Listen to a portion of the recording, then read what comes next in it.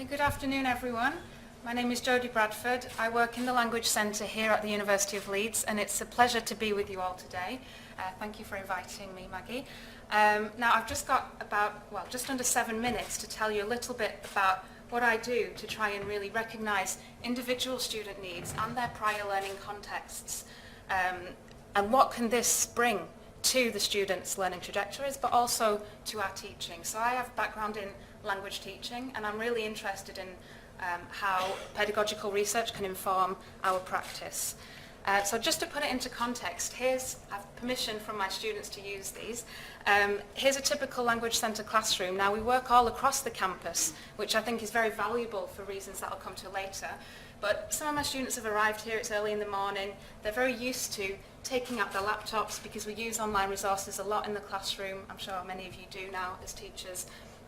And we're actually very used to moving seamlessly between those online and physical spaces. Now, when we're considering our students in the Language Centre, now there's quite a lot in the name, Language Centre. We do a lot of language teaching. And in reality, in EAP, many of our students focus on their perceived language deficit.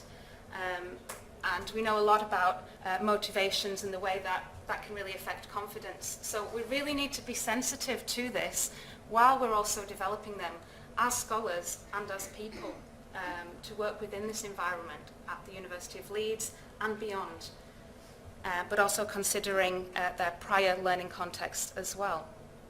So how do we do this? Well, I'm only going to focus on a few different models today that have been put forward by Lee & Street, and then I'm going to give you a concrete example of what me and many of us do in the Language Centre at Leeds. So firstly, we could consider study skills approaches. Now, this is the idea that we can teach certain skills that can be transferred across into many different contexts. So for example, skills for listening, for reading, for writing, for academic writing as well, for example, forming an argument in an essay. Now, I would say to add on to this and to make this a little bit more inclusive is a more academic socialization approach. And I'd say this approach takes into account different discipline differences, which many of our students, they're going off to do lots of different disciplines within the university. And finally, one I'd say is probably the most valuable is to look at language learning and language learning in discipline from an academic literacies approach. And that's to say that learning language is a social practice, that it's situated within many different contexts and many different situations. And as teachers, we need to recognise that and what is valuable to the student, what their motivation is, and how we can harness that. So one of the ways in which we can do this is just one example of many that we use at the Language Centre. Every course includes consultations, and people do these in different ways. Now here's a typical physical space that we would use for a consultation. We might meet students in an open space like a cafe, like Parkinson Court. It's quite informal, there's quite a nice acoustic, doesn't get too noisy, and many of my students have said I feel quite comfortable speaking to teachers in this environment, so I listen to that. Others prefer an office environment or a quieter environment. Now, I would say that we really need to, as well as of course using that time effectively to look at student work and how they're progressing, we also need to familiarise the student with our current world and understand their prior learning context and motivations. So how would I go about trying to do this? I would use a mixture of both group and individual consultation. So I might start off with a group where all of my tutees would meet each other.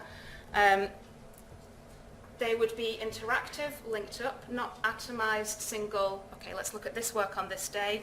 We link up across the whole course, and it's multimodal and multi-location. So for example, this term, I would send a shared document, a shared folder to all of my students, and they know that they can access each other's. So this has been made clear in a consultation. There's no private or confidential information, and actually this is quite valuable for seeing and linking up classes as we go through the course. So students are collaborating online with each other, speaking to each other in physical spaces as well as online spaces. So it's a working document. I add comments to it, students add questions, and then we use our time in consultation really effectively. Having the shared documents is more professional for all students, so that students can access to another student's files to check for information. Maybe they have missed the point during the presentation, so sharing the documents is important. So it's really recognising ways in which our students see value in working processes, in working time. I did another interview with a student and he recognised the use of OneDrive because they're going to use it after graduating. So it's really trying to recognise this and move seamlessly between these online and physical spaces, recognising that need and recognising that students have been used to doing this previously. So what are the implications on teaching and learning? Well, I think we can really try and understand and create this conceptually relevant world with students, alongside students. I just want to leave you with a quote by Leon Street. Students need to deploy a repertoire of linguistic practices appropriate to each setting and handle the social meaning and identities that each evokes. So it's not a case of just learning English and then everything's going to be fine. Of course we know that, and we need to recognise that and have that as part of our teaching as well. So in conclusion, I feel that these sorts of approaches really situate learning and they allow us to build this conceptually relevant world, and it responds then to learners' meaning making, so we're working together as a team. Thank you very much.